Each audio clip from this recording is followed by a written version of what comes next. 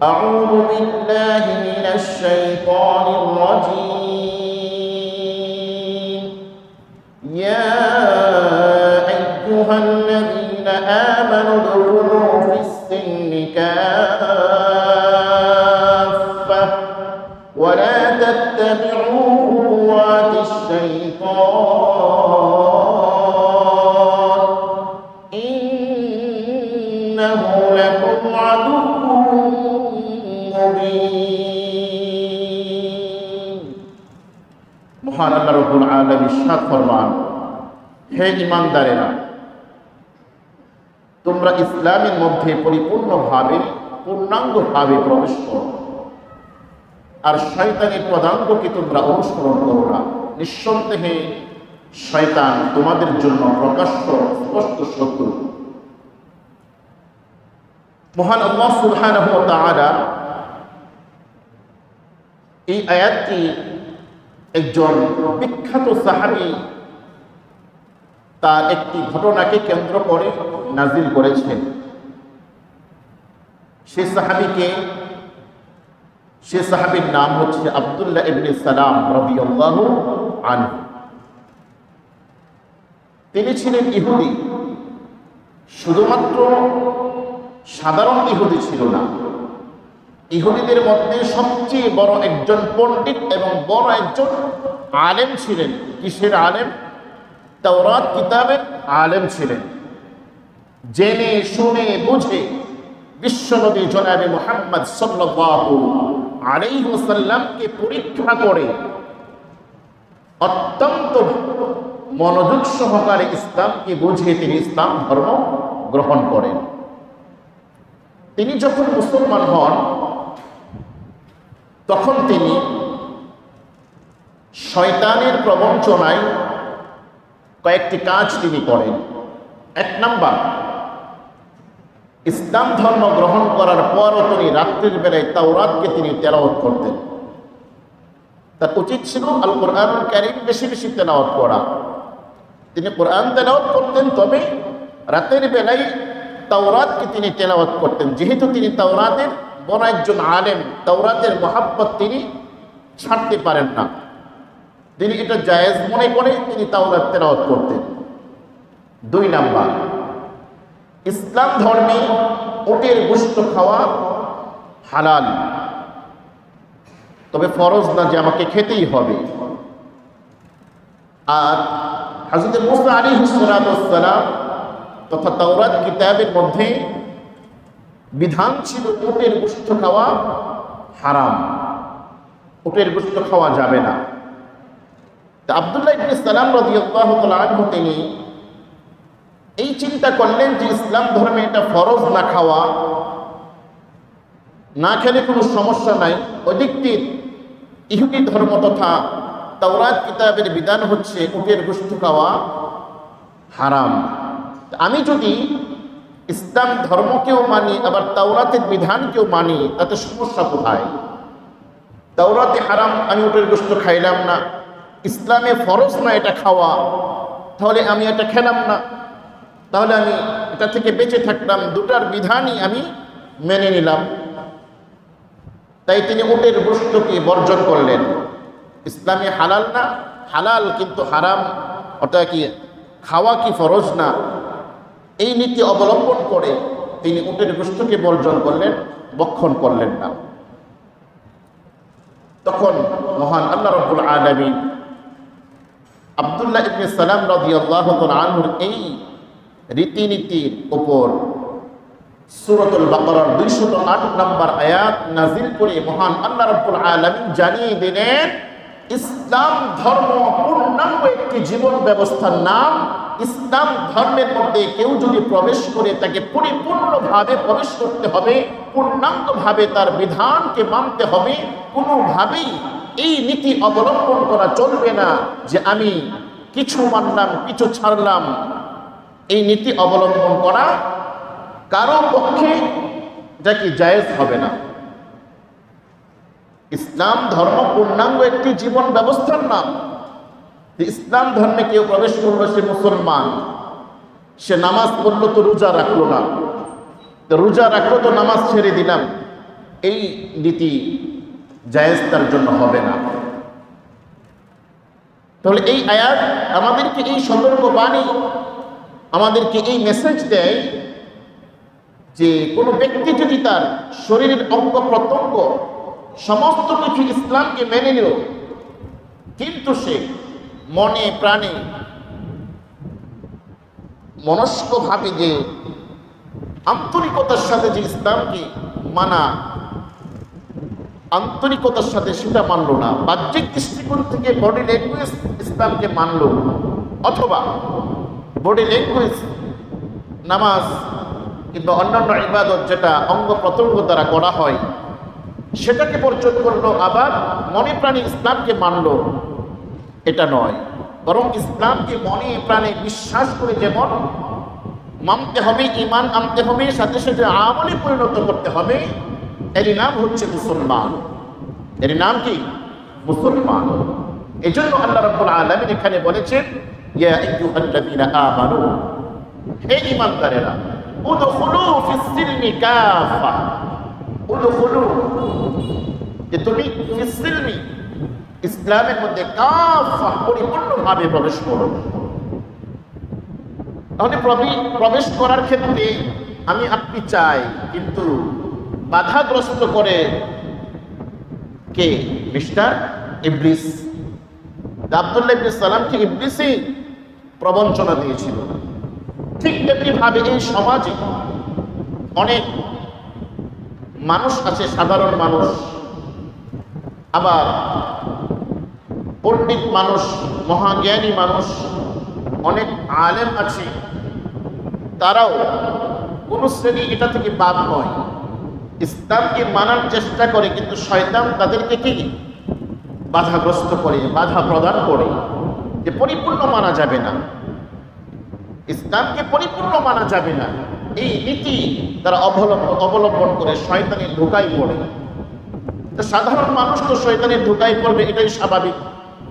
কিন্তু আলেম শ্রেণী যারা, তারা ইসলামকে পূর্ণাঙ্গভাবে মানে না কেন? এক তো শয়তানের ধোঁকায়, দ্বিতীয় নাম্বার হচ্ছে আলেম দুই প্রকার। এক প্রকার আলেম তো হক্কানি আলেম, আরেক প্রকার আলেম তো আলেম হয়েছে কিন্তু বেহক আলেম।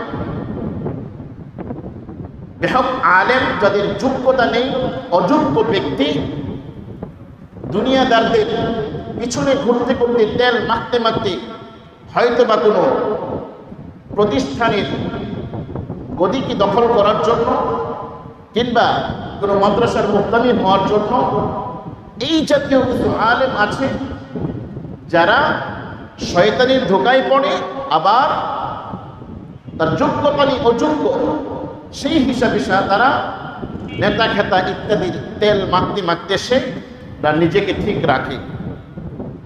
এই সমস্ত জাহেল মুরাক্কাব সাধারণ মানুষ, আবার চূড়ান্ত পর্যায়ে জাহেল, আবার নামদারি আলেম, এরাও শয়তানের ধোঁকায় পড়ে। ধোঁকা নয়, বরং শয়তানের ধোঁকা তো দিবেই। শয়তানের ধোঁকা থেকে আমাকে সতর্কতা অবলম্বন করতে হবে। যেহেতু আল্লাহ রাব্বুল আলামিন স্পষ্টভাবে তিনি বলেছেন, ওয়ালা তাত্তাবিউ খুতুওয়াতিশ শাইতান, শয়তানের পদাঙ্ককে তোমরা, রাস্তাকে তোমরা অনুসরণ করো না। শয়তানের রাস্তা কি? শয়তানের তো অনেক রাস্তা, যেটা ইসলামের রাস্তা নয় সেটাই শয়তানের রাস্তা। যে শয়তান কি? আল্লাহ রাব্বুল আলামিন তো এখানে বলেছেন, ইন্নাহু লাকুম আদুউম মুবিন, নিঃসন্দেহে এই শয়তান তোমাদের জন্য স্পষ্ট প্রকাশ্য শত্রু, তোমাদেরকে ধোঁকা সে দিবেই দিবে।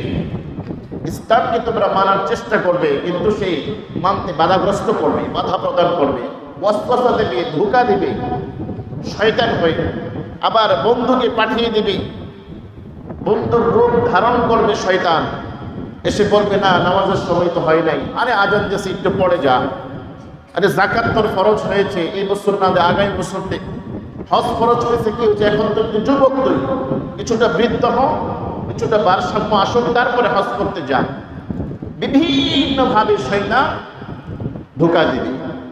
সেই ধোঁকাকে অনুসরণ করা যাবে না, আমাদেরকে একমাত্র অনুসরণ করতে হবে ইসলামকে, কোরআনকে এবং হাদিসকে। আজ আমরা ইসলামকে মসজিদ এবং মাদ্রাসা কেন্দ্রিক বানিয়ে ফেলেছি। ইসলামকে আমরা কি মসজিদের মধ্যে সীমাবদ্ধতা রেখে দিয়েছি? ইসলামকে আমরা মাদ্রাসার মধ্যে কি সীমাবদ্ধতা রেখে দিয়েছি? আজ আমরা মসজিদে আসি কিছুটা দিনই আলোচনা শোনার জন্য, আবার সেখানে দিনই আলোচনা হক কথা বললে আবার কিছু মানুষ আছে উত্তেজিত হয়ে যায়, তার গায়ের মধ্যে লাগে। হালালকে হালাল বললে, হারামকে হারাম বললে, কালোকে কালো বললে, ফর্সাকে ফর্সা বললে সে গুসা করে, রাগান্বিত হয়। খতিব বক্তার বিরুদ্ধে সে উত্তেজিত হয়ে কোনো সময় দাঁড়িয়েও যায়। তাহলে ইসলাম মসজিদের মধ্যেও স্বাধীন নয়, সীমাবদ্ধতা শুধু মসজিদের মধ্যে, মাদ্রাসার মধ্যে, তাও আবার স্বাধীন না। অথচ ইসলাম একটি পূর্ণাঙ্গ জীবন ব্যবস্থা না। এজন্য আমাদেরকে ইসলামের মধ্যে পরিপূর্ণভাবে প্রবেশ করতে হবে। যখন যে হুকুম আল্লাহর পক্ষ থেকে, সে হুকুমকে আমাদেরকে মানতে হবে। ছোট থেকে ছোট, বড় থেকে বড়, ব্যক্তিগতভাবে, পারিবারিকভাবে, সামাজিকভাবে, এভাবে ব্যবসায়িক, ফ্যাক্টরি এবং চাকরির ক্ষেত্রে প্রত্যেকটা জায়গায় ইসলামের বিধান রয়েছে। সেই বিধানগুলো আমাকে আপনাকে মনে প্রাণে বিশ্বাস করে আমলে পরিণত করতে হবে। আজ পুরা পৃথিবীর মধ্যে অন্যতম একটা মুসলিম দেশ হচ্ছে বাংলাদেশ। এই দেশের মধ্যে দলের কোনো অভাব নাই।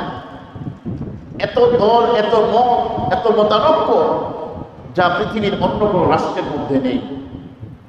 আর ইসলামকে আমরা এমনভাবে ধারণ করেছি, এমনভাবে আমরা গ্রহণ করেছি, যার যেটা মন চাই সেটাই আমরা গ্রহণ করি। সুবিধাবাদী হয়ে গেছি আমরা। ইসলামকে আমরা কাটছাঁট করি, মানে কাটতে কাটতে কাটতে কাটতে ইসলামকে আমরা শূন্যের কোঠায় নিয়ে এসেছি। একটি ঘটনা বললে আপনারা বুঝবেন যে ইসলাম আমাদের কাছে কেমন। ইসলাম আমাদের দেশের মধ্যে আমাদের বিভিন্ন দলমত যারা করে, দলাদলি যারা করে, ইসলামকে নিয়ে যারা কথা বলে, বিভিন্ন মতানৈক্য যাদের কাছে আছে, সুবিধাবাদী মুসলমান মার্কা মুনাফিক, তাদের কাছে ইসলামটা কেমনভাবে তারা ইসলামকে গ্রহণ করেছে। ঘটনাটা কি, যে এক ব্যক্তি ঈদের সময় একটা রেডিমেড পায়জামা কিনেছে অথবা প্যান্ট কিনল। দেখা গিয়েছে বাসায় আনার পর প্রায় 1 ফিটের বেশি লম্বা। এখন কি করতে হবে? তাকে সঠিকভাবে পরিধান করার জন্য তাকে এটা কাটতে হবে। কাটার জন্য সে তো কাটতে পারে না, কেচি কিংবা মেশিন সে চালাতে পারে না। সে গিয়েছে তার মায়ের কাছে, মা, আমি তো একটা প্যান্ট কিংবা পায়জামা কিনেছি, এটা তো লম্বা হয়ে গিয়েছে, এখন 1 ফিট লম্বা, তুমি আমাকে এটা কেটে দাও, যেন আমি পড়ার উপযোগী হয়, পড়তে পারি, ঈদের দিন পরে আমি অন্ততপক্ষে নামাজটা আদায় করতে পারব। এখন মা তো সংসারের কর্তা, সে অনেক ব্যস্ত মানুষ। ছেলেকে জারি দিয়ে বলল, না এখন আমি পারবো না, তুই তোর বোনের কাছে যা। বেচারা বোনের কাছে চলে গেল। বোনের কাছে যে একই কথা বলল যে, বোন, এই প্যান্টটা কিনেছি 1 ফুট লম্বা হয়ে গিয়েছে, এখন এটা কাটতে হবে, তারপর আমি পরিধানের উপযোগী হলে পরিধান করতে পারবো। বোনেও বললো, আমার তো অনেক কাজ, মা আমাকে অনেক দায়িত্ব দিয়েছে, এখন আমি কি করব? কাজ করব, তোমার প্যান্ট এর কাজ আমি করতে পারবো না। বেচারা নিরুপায় হয়ে আবার সে তার স্ত্রীর কাছে গেছে। স্ত্রীকে বলল একই কথা। স্ত্রী বলল, সংসারের অনেক কাজ আমার, এখন আমার দ্বারা সম্ভব নয়। অবশেষে সেই প্যান্ট কিংবা পায়জামাকে কোনো এক জায়গায় রেখে সে চলে গেল অন্য কাজে। দিন যখন শেষ হলো, রাতের বেলায় মা চিন্তা করলো, ছেলে আমার কাছে এসেছিল, তার প্যান্টটা লম্বা হয়ে গিয়েছে, 1 ফিট কাটার জন্য, যা কেটে দিই, সাইজ করে দিই। প্যান্টটা আনার পর 1 ফিট কেটেছি। 1 ফিট কাটার পর সুন্দরভাবে সেলাই করে রেখে দিল জায়গা মতো। এই কাজটা আবার ওই বোনে দেখে নাই। বোন আবার কিছুক্ষণ পর চিন্তা করলো যে ভাই এসেছিল আমার কাছে তার প্যান্টটা একটু সাইজ করার জন্য, আগামীকাল ঈদ, কি পরিধান করবে। প্যান্ট নিয়ে সে আবার 1 ফিট কাটলো। 1 ফিট কাটার পর সে সুন্দর করে সেলাই করে রেখে দিল। আবার কিছুক্ষণ পর স্ত্রী চিন্তা করলো স্বামী এসেছিল, স্বামীর হুকুম মানা ফরজ, প্যান্টটা এনে আবার 1 ফিট কাটলো, কেটে সুন্দর করে সেলাই করে রেখে দিল। এখন প্রশ্ন হচ্ছে 1 ফিট লম্বা ছিল, এখন মা 1 ফিট কেটেছে, এটাই কিন্তু যথেষ্ট ছিল কি? যথেষ্ট ছিল না। তারপর সে প্যান্ট আবার 1 ফিট কেটেছে বোনে, সেটা হয়ে গেছে কি 3 কোয়ার্টার। আবার 1 ফিট কেটেছে স্ত্রী, 1 ফিট কাটার পর সেটা কি প্যান্ট রইল? 3 কোয়ার্টার আছে। এখন 3 ফিট কাটার পর সেই প্যান্ট আর প্যান্ট রইল না, 3 কোয়ার্টারের উপযুক্ত না। এখন সেই প্যান্টটা কি হয়ে গেল? হাফ প্যান্ট কিংবা জাইঙ্গায় পরিণত হয়ে গেল। ঠিক কিনা বলো? আমাদের দেশে ইসলামটা হচ্ছে এরকম। এটাকে সে মাজারপন্থীরা কাটে কর্তন করতে করতে এক পর্যায়ে নিয়ে এসেছে, আবার অমুকপন্থীরা কাটে কর্তন করতে করতে এক পর্যায়ে নিয়ে এসেছে, আবার অমুক দালালপন্থীরা কাটতে কাটতে এক পর্যায়ে নিয়ে এসেছে। এমন এক পর্যায়ে ইসলামকে নিয়ে এসেছে।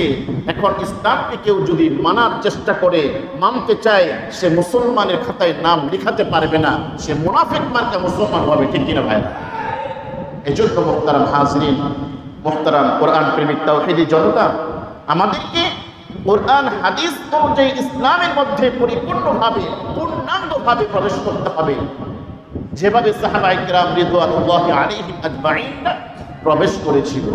তাই আসুন আমরা যদি ইসলামের মধ্যে পূর্ণাঙ্গভাবে প্রবেশ করতে পারি, প্রবেশ করে ব্যক্তিগত জীবন, পারিবারিক জীবন, সামাজিক জীবন, এমনকি রাষ্ট্রীয় জীবন, আন্তর্জাতিক পর্যায়ে ইসলাম যেন আমরা পরিপূর্ণভাবে মানতে পারি, আমরা যেন টুপির জায়গায় টুপি রাখতে পারি, মেসওয়াকের জায়গায় মেসওয়াক রাখতে পারি, আমরা যেন সুন্নতি লেবাস প্রত্যেকটা জায়গায় আমরা নিয়ে যেতে পারি, আমরা যেন খাবার খাইতে গেলে হোটেলের মধ্যে যদি নিচে বসার ব্যবস্থা না থাকে, বসার পরিবেশ তৈরি করতে পারি, এভাবে প্রত্যেকটা জায়গায় ইসলামকে আমরা ফোকাস করতে পারি, তাহলে আমরা পূর্ণাঙ্গভাবে মুসলমান হতে পারব। 208 নম্বর আয়াতের শিক্ষা কি? 1 নম্বর শিক্ষা হচ্ছে ইসলামের সকল বিধান মানা কিংবা বিশ্বাস করা ওয়াজিব। ইসলামের প্রত্যেকটা বিধান মানা কি অথবা বিশ্বাস করা ওয়াজিব। বিশ্বাস করার কথা কেন বললাম? প্রত্যেক বিধান মানাটা ফরজ না, কিন্তু বিশ্বাস করাটা, ঈমান আনাটা ফরজ। কেউ গরিব মানুষ হজকে কি কর, হজ তার উপর ফরজ না, তাহলে কি হজের বিধান সে মানতে পারবে না কিংবা বিশ্বাস করতে পারবে না? বিশ্বাস করতে হবে। যখন তার টাকা পয়সা হবে, তখন তার উপর শরীয়তের মাধ্যমে ফরজ হবে, তখন সে ফরজ আদায় করবে, কিন্তু বিশ্বাস করতে হবে তাকে। এভাবেই কুরবানি, ইসলামের মধ্যে অন্যতম একটা আমল হচ্ছে কুরবানি। এটা সকলের উপর ফরজ না। হজ যেমন সকলের উপর ফরজ না, টাকা পয়সা থাকতে ফরজ, কুরবানিটাও সকলের উপর কি ফরজ না, কিন্তু বিশ্বাস করতে হবে, এটা ওয়াজিব।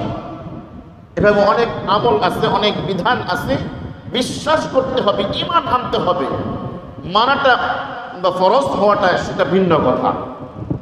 2 নম্বর শিক্ষা, ইসলাম শুধুমাত্র মসজিদ মাদ্রাসার মধ্যে সীমাবদ্ধতা নয়। ইসলাম মসজিদ মাদ্রাসায় যেমন, ইসলাম কলেজ ভার্সিটির মধ্যেও তেমন।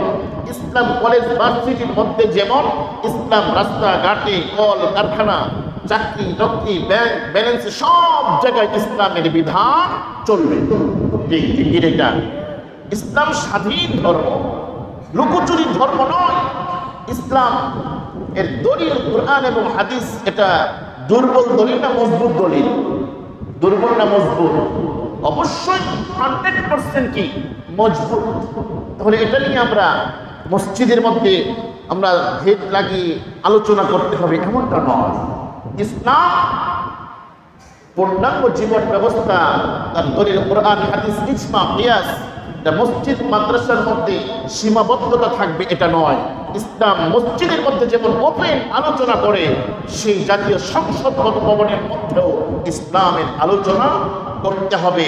যদি করা হয় তাহলে বুঝতে হবে সেই যেখানে তারা নিয়ম আছে, তারা পরিচালনা করতেছে জাতীয় সংসদ, তারা প্রকৃতপক্ষে মুসলমান।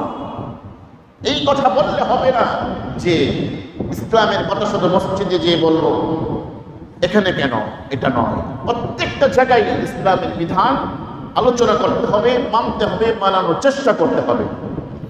3 নাম্বার, শয়তানের পদাঙ্ক মানা নিষেধ। শয়তানের ওয়াসওয়াসা, ধোঁকা কিভাবে আসে?